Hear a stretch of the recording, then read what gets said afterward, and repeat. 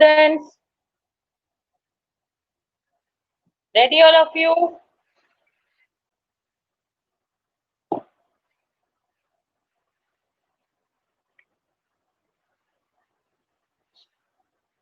Open your book.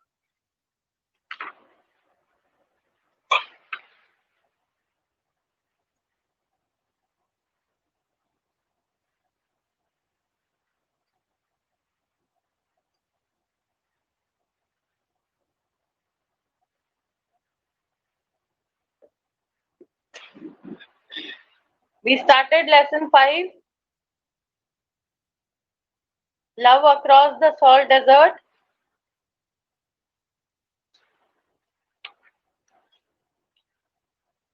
हमने पढ़ा था नजब is a young man and he is ready to cross the desert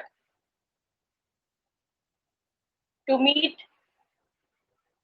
Fatima, and when he started his journey,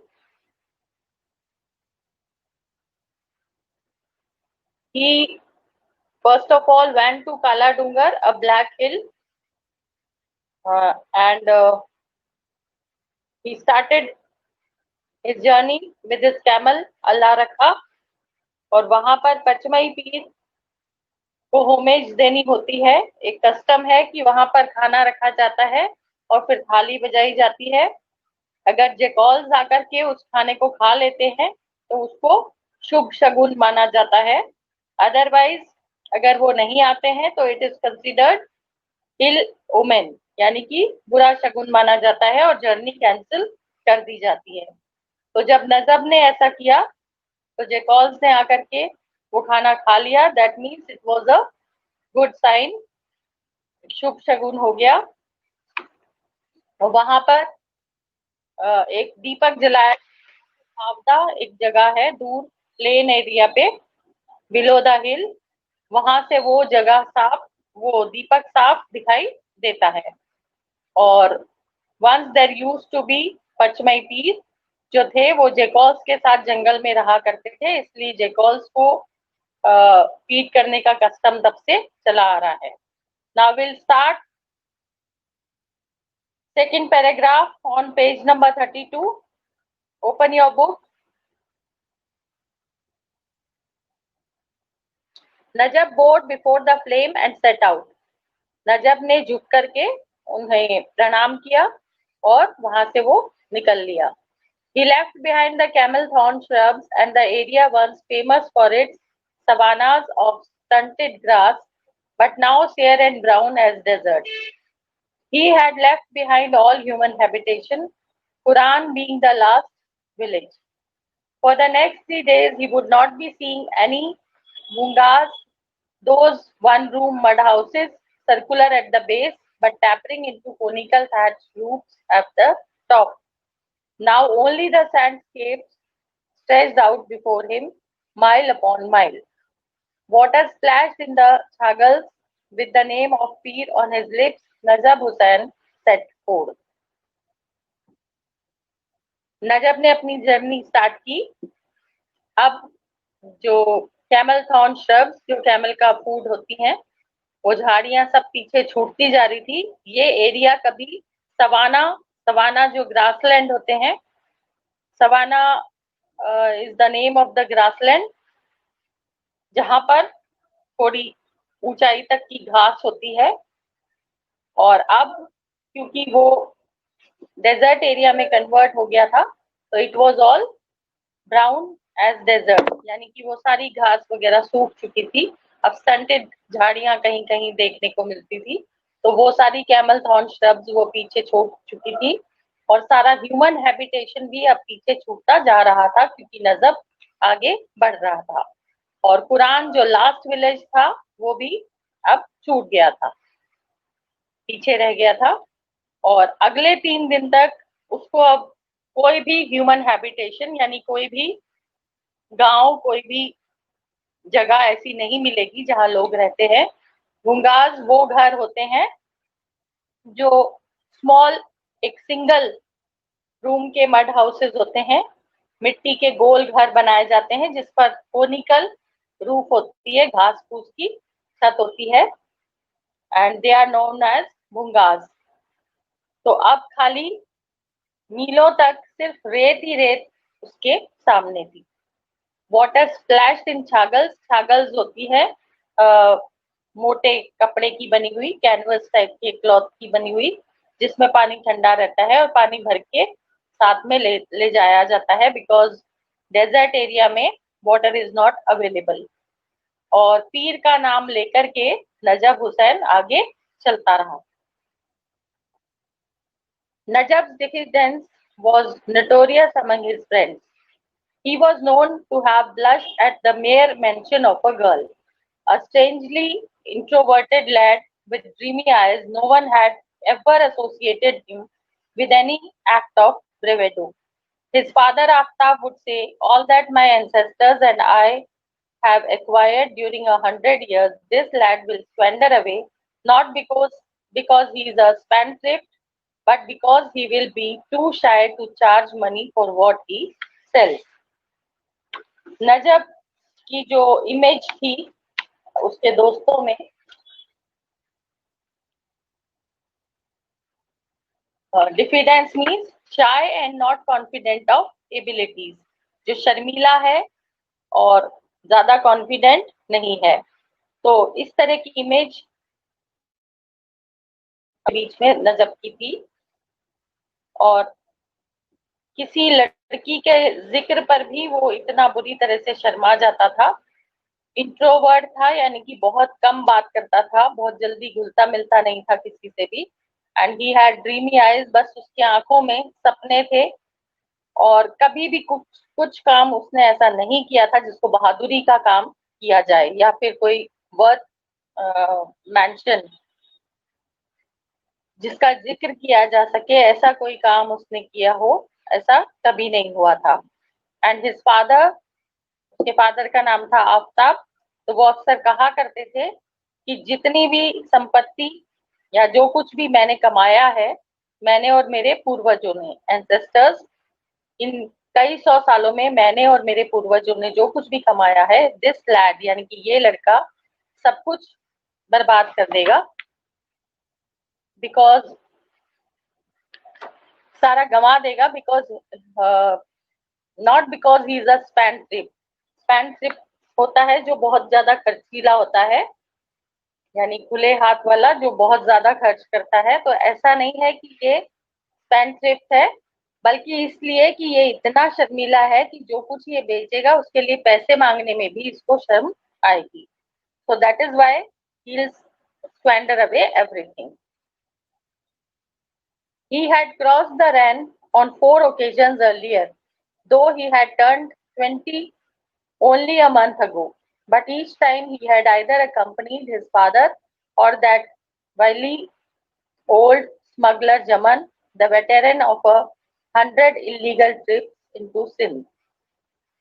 Each time they had taken Tendu leaf worth about 500 and sold it across the border for 1200. But between the payoff to officials and to the intermediaries who arranged the sale of beedi leaf, to the man who took the camel out to graze, and to the friend or relative who harbored them, there was precious little left.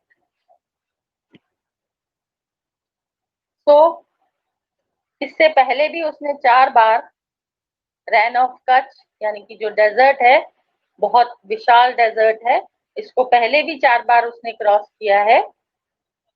हालांकि वो अभी पिछले महीने ही 20 years का हुआ है, यानी उसकी उम्र सिर्फ 20 साल थी। लेकिन पहले जब भी वो गया तो या तो वो अपने फादर के साथ गया, या फिर जो स्मगलर है जमन, जो गैर कानूनी ढंग से सिंध जाता है, इलीगल ट्रिप्स उसकी होती हैं। और हर बार वो लोग तेंदू के पत्ते लेकर के जाते हैं जिनसे कि बीड़ी बनाई जाती है, बीड़ियां बनती हैं। तो यहाँ से 500 यानी 500 का खरीद करके तेंदू लीफ लेकर के वो लोग बॉर्डर क्रॉस करके वहां जाते हैं, वो भी इलीगल तरीके से। और वहां पर उसको 1200 में बेचते हैं। तो प्रॉफिट वैसे हुआ 700 का, बट बीच में ऑफिशियल्स, इंटरमीडियरीज यानी जो बीच के लोग हैं, जो इलीगल ढंग से बॉर्डर क्रॉस करने में हेल्प करते हैं, तो उन सबको थोड़ा थोड़ा देना पड़ता है। और उन लोगों को इंटरमीडियरीज यानी कि जो दलाल, जो बीड़ी के पत्ते यानी कि तेंदू लीफ को बेचने में हेल्प करते हैं,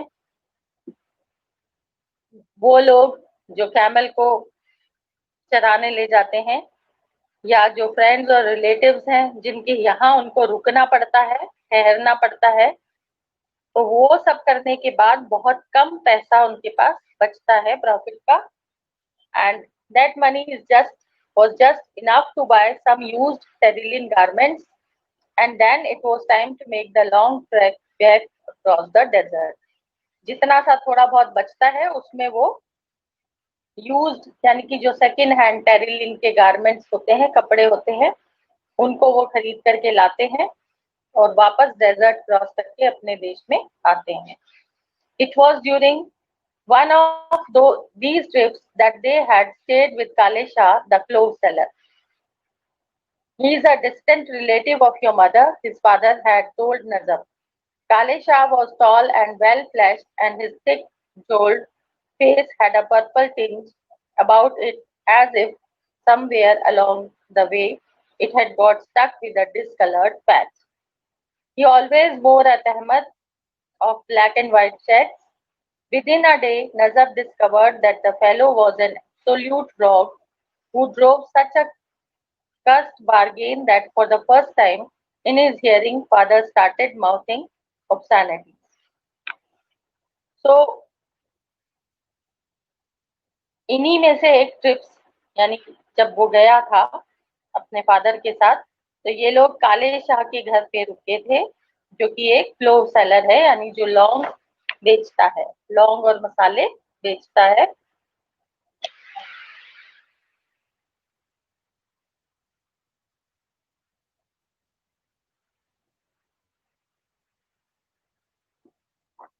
तो काले शाह को उसने बहुत पास से ऑब्जर्व किया था, और वो नजब की माँ का दूर का रिश्तेदार था, ऐसा नजब के फादर ने उसे बताया था। वो एक लंबा, तगड़ा, यानी अच्छी हेल्दी बॉडी वाला, थिक जॉल्ड फेस उसका था, had a purple tinge about it as if somewhere along the way. और पर्पल टिंज यानी कि एक स्मॉल मार्क जो किसी कलर का या फीलिंग का हो सकता है, तो कुछ थोड़ा सा अलग किस्म का व्यक्ति वो था। ही ऑलवेज वोर अ तहमद, तहमद जो लुंगी टाइप से पहना जाता है, तो ब्लैक एंड व्हाइट चेक्स का तहमद वो पहनता था। और एक दिन में ही नजब ने ये देख लिया था कि वो एक बहुत ही बदमाश टाइप का आदमी था, यानी कि was a very odd and ugly. और बार्गेनिंग में वो इतना आगे रहता था कि उसके फादर भी उसके लिए अच्छी सोच नहीं रखते थे। मतलब he was not a good human being according to Najab and his father. But his daughter Fatima was a hoot with eyes so bright that they would have lit up the darkness of the underworld. लेकिन उसकी जो बेटी थी फातिमा, हूर यानी very beautiful lady, बहुत खूबसूरत जो औरत होती है, तो she was a very beautiful girl. उसकी आंखें इतनी ब्राइट थी कि अंडरवर्ल्ड यानी कि जो गैर कानूनी काम वहां होते थे, उसका अंधेरा उसके सामने नहीं दिख पाता था। She was just opposite her father. She was taken by this quite pleasant young man, so ready with his smiles, but she could hardly elicit a word out of him. Fatima had been under pressure to get engaged to someone in the village, known for his slurred speech and grotesque stammer. Just my luck to run into mutes, she thought. But then, as she caught him Staring at her, she laughed back. And in the evening, when Fatima repeated the performance, and her face flooded with excitement, as if she dared him to take the next step. He had flung his arms around her in a reckless, dizzy movement. Yes, he would come again, he told her, and saw her start with disbelief, for he seemed to have answered her inarticulated questions. Would he come again? This time he would come alone, with no father or uncle to cramp his style, and as he left, he looked behind to find her gaze following him, her eyes like a pair of storm lanterns in the dark. So Fatima was just opposite her father, और जब उसने इस young man को देखा, नजब को देखा, तो she was attracted towards him. हालांकि कोई शब्द एक दूसरे ने नहीं बोला था एक दूसरे को, और एक्चुअली फातिमा पर प्रेशर था, उसकी शादी फिक्स कर दी थी उसके फादर ने गांव के ही एक व्यक्ति के साथ, जो बहुत ही ऑड था, अगली था. He was not beautiful nor he was handsome. और दूसरी बात, स्लर्ड स्पीच यानी साफ नहीं बोलना, हकला करके बोलना. और वो अक्सर सोचती थी कि मेरी किस्मत अब बिल्कुल बर्बाद होने वाली है, मेरी लाइफ, मेरी किस्मत ही खराब है. लेकिन जैसे ही उसने देखा कि नजब भी कहीं ना कहीं उसकी तरफ अट्रैक्टेड है, तो she was full of hope. उसको थोड़ी सी उम्मीद बंधी कि काश इससे, नजब से उसकी अगर मैरिज हो जाए तो उसको उस आदमी से शादी नहीं करनी पड़ेगी. And they both fail in love with each other. और जब नजब वहां से चलने लगा तो उसने कहा कि मैं दोबारा आऊंगा. लेकिन उसको विश्वास नहीं हो रहा था फातिमा को, और वो सिर्फ उसको देखती रही. इनआर्टिकुलेटेड क्वेश्चन, यानी कि आंखों ही आंखों में उसकी एक सवाल था कि क्या वो वापस आएगा. एंड नजब ने डिसाइड कर लिया था उसी वक्त कि इस बार वो अकेला आएगा. He will not come with his father और अंकल. और जब वो वहां से जा रहा था तो उसने पीछे मुड़ करके देखा कि फातिमा की नजरें उसका पीछा कर रही थी. Ever since his return to Havda, Nazab had been straining to get away. What was there about Ran that he did not know? He could cross the Ran in the daylight, leave alone starlight, a thing none of his elders had dared to do. And one morning, Aftab was woken up by a shout from Jaman. What does the old rogue want? He muttered, rubbing his sleepy eyes. Jaman asked about Nazab's whereabouts. और जब से वो खावदा, जो उनका गांव था नजब का, जब से वो वहां वापस आया था, तो वो कोशिश में लगा हुआ था कि कैसे वो यहाँ से निकले दोबारा फातिमा से मिलने के लिए. हालांकि उसको रैन यानी कि जो डेजर्ट था उसके बारे में कुछ नहीं पता था. और फिर उसने डिसाइड किया कि उसको दिन में ही डेजर्ट क्रॉस करना चाहिए, क्योंकि अभी तक जितनी बार भी वो गया था अपने फादर या अपने अंकल के साथ, तो वो लोग रात को जाते थे, because that was an illegal trip. हमेशा वो लोग अवैध ढंग से ही, इलीगल ढंग से ही डेजर्ट को क्रॉस करते थे. और it was better to travel in night, क्योंकि उस वक्त पकड़े जाने का खतरा बहुत कम होता था. और लेकिन उसने वो साहस किया कि वो दिन में ही डेजर्ट को क्रॉस करेगा. और एक दिन सुबह आफ्ताब की आंख खुली जमन के चिल्लाने से. जमन जो कि एक स्मगलर था, और नींद में से बड़बड़ाते हुए आफ्ताब जब उठा तो उसको समझ में नहीं आ रहा था कि सुबह सुबह जमन क्यों चिल्ला रहा है. एंड जमन वाज आस्किंग अबाउट नजब, कि नजब कहाँ है. The boy has been sulking of late, but he should be around. Anyway, what business is it of yours? The old man did not hide his irritation. Who are you trying to fool, Aftab Mia? Asked the smuggler. Don't you know that Allah Rakha is also missing? In these border villages, the pattern of life was such that if a man was absent along with his camel, it was taken for granted that he made a foray across the desert into Pakistan. और जब उसने कहा कि वो लड़का कहीं भी होगा, आसपास कहीं भी होगा, तो तुम्हें उससे क्या मतलब है, वो जो आफ्ताब था वो चिढ़ गया था इस बात पर, और जमन भी चिढ़ करके बोला कि किसको बेवकूफ बना रहे हो, अल्लाह रखा भी गायब है, यानी कि कैमल भी गायब है। और ये जो बॉर्डर विलेजेस यानी कि बॉर्डर पर जो गांव बसे हुए हैं, पाकिस्तान और इंडिया के बॉर्डर्स पर जो गांव हैं, वहां पर अगर कोई आदमी अपने कैमल के साथ गायब है तो पक्का माना जाता था, श्योर माना जाता था कि वो डेजर्ट क्रॉस करके पाकिस्तान गया है। Aftab went into the mud enclosure where his camel was kept and found it empty. His heart sank. He ran into the house to see if the bundles of tendu leaf he had bought had been taken by the boy. Oh, the fool, that son of a fool, exclaimed Aftab. Almost shaking with fury, he has forgotten to take the leaf with him.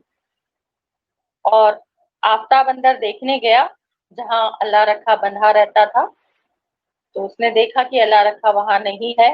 उसका दिल डूब गया एकदम, वो he was taken aback, shocked हो गया वो, and he ran into the house. वहां जाकर के उसने देखा कि वो तेंदू लीफ लेकर के गया है या नहीं, तो उसने देखा कि तेंदू लीफ भी वहीं पर रखे हुए हैं, मतलब कि वो तेंदू लीफ भी साथ में लेकर नहीं गया। He was sure that Nazab has gone to Pakistan, but without the tendu leaf. Who are you trying to fool with all this drama? Called out Zaman, who was still standing at the door. This son of yours is not as innocent as the world believes. He is a pig and the son of a pig. There was no limit to the chagrin. Zaman was the chief, the man who kept the rangers across happy. Anyone crossing the Ran without his support was running the gauntlet with the law. And here this fledgling had blundered in without as much as a word to him or a 100 rupee note. और जमन को फिर गुस्सा आया कि तुम ये सारा ड्रामा करके किसको बेवकूफ बना रहे हो। अगर नजब यहाँ से गया है, that means you know about him, क्योंकि तुम्हारा बेटा इतना इनोसेंट नहीं है जैसा कि दुनिया उसको समझती है। Then he started abusing him and his son that he is a pig and the son of a pig. और जमन को गुस्सा इस बात पर आ रहा था कि जमन जो था वो अपने आप को चीफ समझता था। Chagrin means disappointment or anger, especially when caused by a failure or mistake. वो नाराजगी जो अपना अपमान करने पर या निराशा जो होती है। He was thinking himself superior, क्योंकि वो ही सारी जो रेंजर्स हैं उनके साथ बॉन्डिंग रखता था, उनको समय समय पर हफ्ता यानी कि पैसे दिया करता था, और उसकी परमिशन के बिना यानी कि नजब की सपोर्ट के बिना उस रैन को क्रॉस करना, गॉन्टलेट ऑफ द लॉ यानी कि जो कानून को तोड़ करके जो इलीगल ढंग से वो लोग जाते हैं बॉर्डर क्रॉस करके, तो वो पॉसिबल नहीं था जमन की जमन के सपोर्ट के बिना। और यहाँ पर वो हैरान था कि ये लड़का बिना उससे एक शब्द बोले, बिना सलाम किए, बिना उसको पैसे दिए यहाँ से चला गया था to cross the desert. May Allah bring him safely out of this, said the old rogue piously. He means just the opposite, thought Aftab. Nothing would please him more than to see Nazab turned into carrion with vultures bobbing around. और जमन ने taunting में लहजे में कहा, यानी व्यंग के रूप में कहा कि अल्लाह करे कि वो सुरक्षित वापस आ जाए। एक्चुअली वो उसका मतलब ये था, इट वॉज जस्ट अपोजिट। और आफ्ताब भी इस बात को समझ रहा था कि इस जमन को बड़ी खुशी होगी अगर नजब घर वापस जिंदा नहीं आया तो। ये चाहता है कि वो वहीं उसकी डेथ हो जाए, वल्चर्स यानी कि गिद्ध उसके आसपास बैठे हों, यानी कि ये जिंदा वापस नहीं आ सकता बिकॉज वो जमन के सपोर्ट, जमन की परमिशन के बगैर वहां से चला गया। Don't worry, Zaman. Allah will see him through, he said testily and banged the door in the smuggler's face. Aftab को भी गुस्सा आया इस बात पर। उसने कहा तुम चिंता मत करो, अल्लाह सब देख लेगा, जो अल्लाह को मंजूर होगा यानी कि जो गॉड को मंजूर होगा वही होगा। And then he close the door without speaking anything to the smuggler. As Zaman stalked off, Aftab went in to break the news of their son's escapade to his wife. She would faint. He found her crouching with her back against the mud wall. She did not even blink in surprise. Once she was waist deep in this conspiracy along with her son and never even breathed a word about it.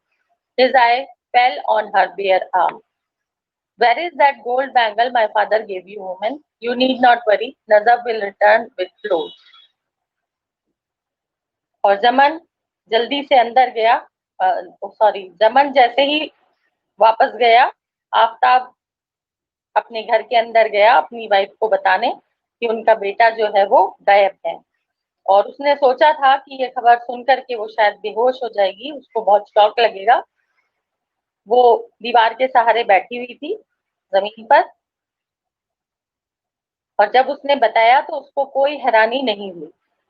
फिर वो समझ गया, waist deep in this conspiracy, यानी कि वो भी साजिश में, इस षड्यंत्र में शामिल थी अपने बेटे के साथ, इसीलिए वो कुछ नहीं बोली। फिर उसने देखा कि उसके हाथ में एक जो सोने की गोल्ड बैंगल है वो गायब है।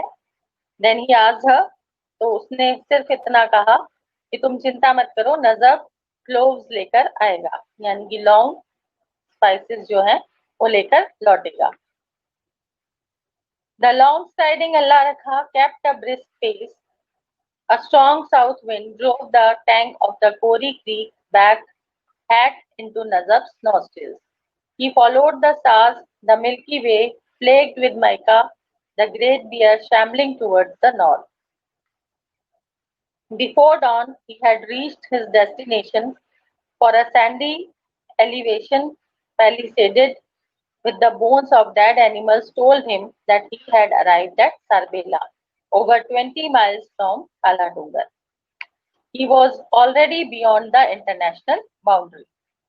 Here he rested.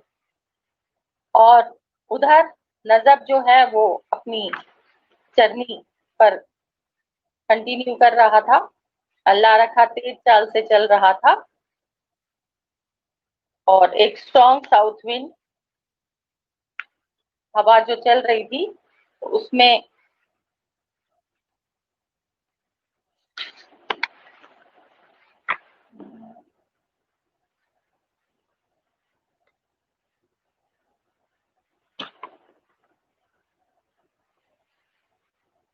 नजब को बड़ा अच्छा लग रहा था। The strong wind was blowing, stars को फॉलो करते हुए, क्योंकि डेजर्ट में रास्ता ढूंढना बहुत मुश्किल होता है, तो स्टार्स से ही उनको आइडिया मिलता है डायरेक्शंस का। तो he followed the stars, the milky way आकाश गंगा जो है, और ग्रेट बियर जो स्टार है, कॉन्स्टिलेशन ऑफ स्टार्स जो सप्तऋषि मंडल जिसको हम बोलते हैं, टुवर्ड्स द नॉर्थ, तो उसमें उसको डायरेक्शन का पता चल जाता है because they are in a fix direction.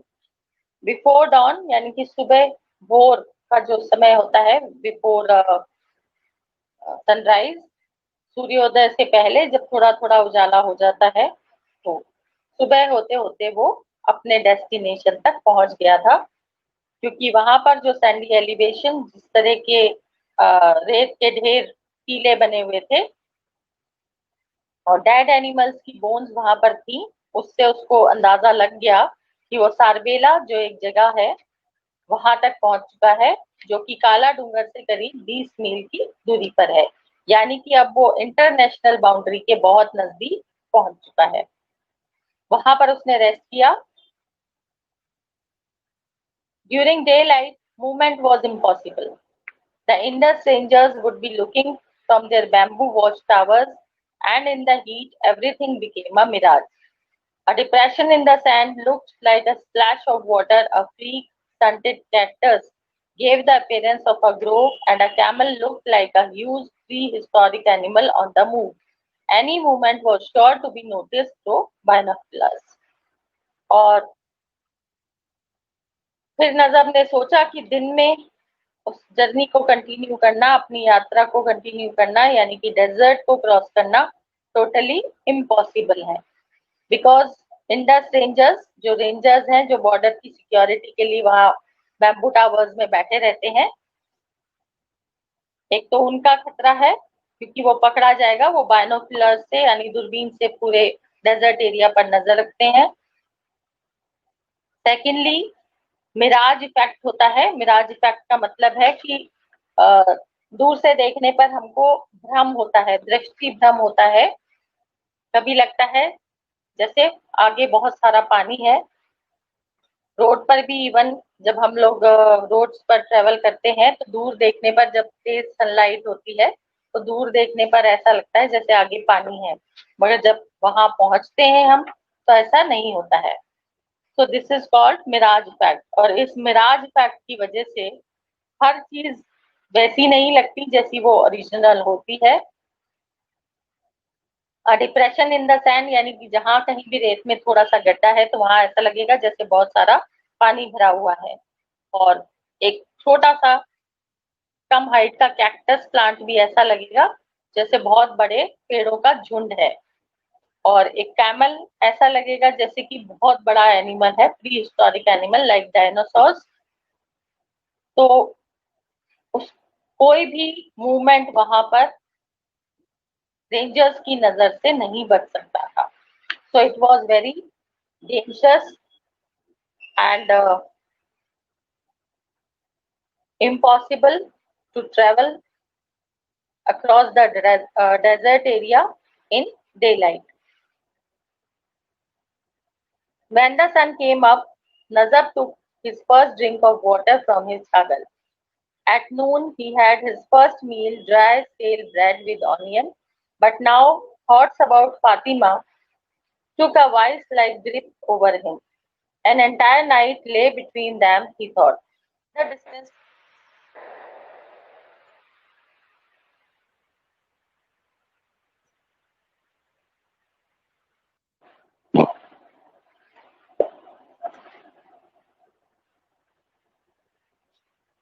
Hmm. So,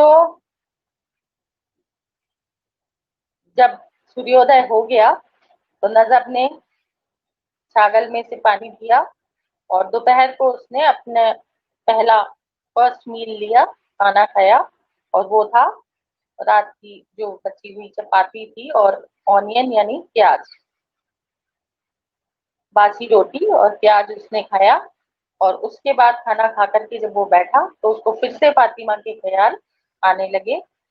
और फिर वो सोचने लगा कि अभी पूरी एक रात बाकी है से मिलने से पहले, यानी कि रात के बाद ही वो उसको मिल पाएगा। जबकि जो डिस्टेंस बाकी रह गया था वो सिर्फ 10 मील की दूरी का था, यानी कि 20 माइल्स वो काला डूंगर से अब तक चल चुका था और सिर्फ 10 मील और उसको जाना था। The thought of it made him writhe even as the sun started beating its hammer on the anvil of the desert. और वो सोचने लगा, और इधर सूरज जो था वो अपनी तेज फुल गर्मी के साथ उस डेजर्ट एरिया को गर्म कर रहा था। A whiff of the tangy south wind caught his nostrils again. फिर अगेन तो साउथ विंड की उस हवा का एक झोंका फिर आकर के उसकी नाक से टकराया। But this time it brought with it a thin, dappled veil of cloud, patches of which lay overlapping like fish scales. तो साउथ विंड्स जो थी वो ठंडी हवा के झोंके उसको आ रहे थे, और इस बार जो हवा का झोंका आया था वो अपने साथ थोड़े बहुत बादल भी साथ में लाया था,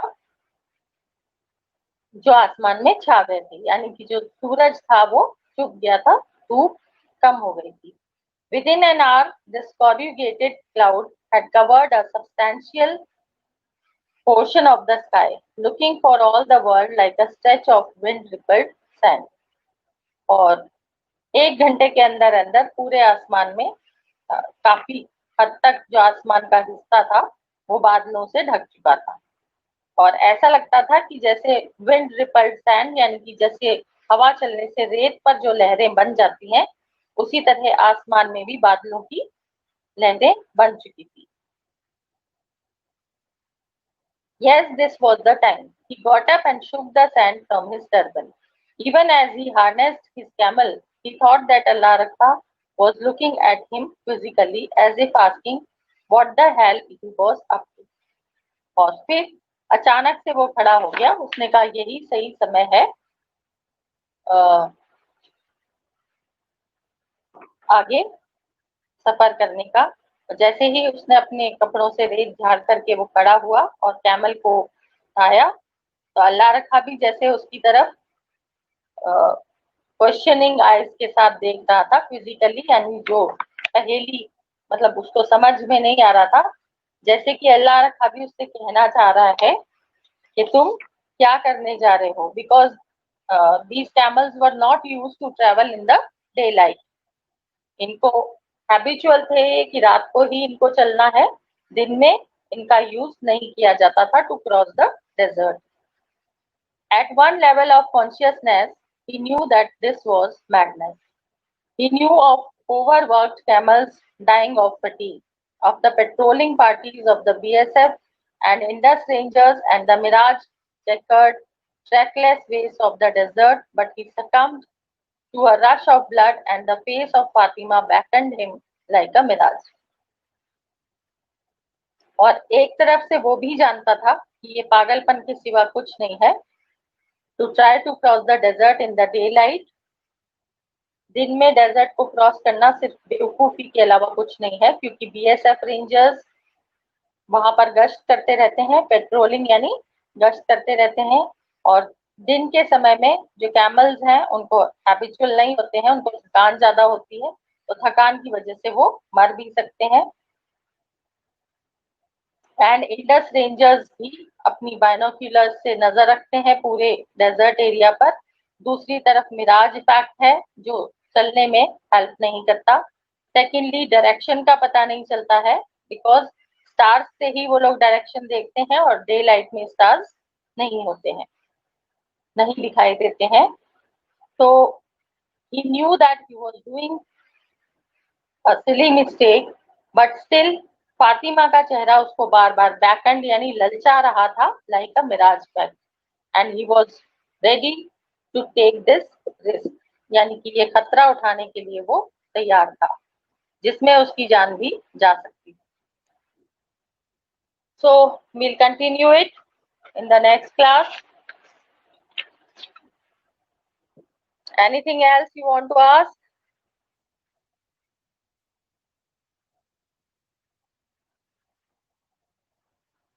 Any problem, students?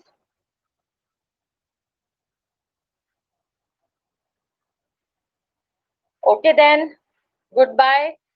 We'll meet in the next class. Read the lesson and learn the word meanings. Underline the hard words. Hard words को अंडरलाइन करना है, दोबारा से लेसन पढ़ना है, ताकि अगर कुछ भी समझ में नहीं आया तो आप मुझसे नेक्स्ट क्लास में पूछ सकें। Is it clear? This is your homework. Read the lesson and learn the word meanings and underline the hard words.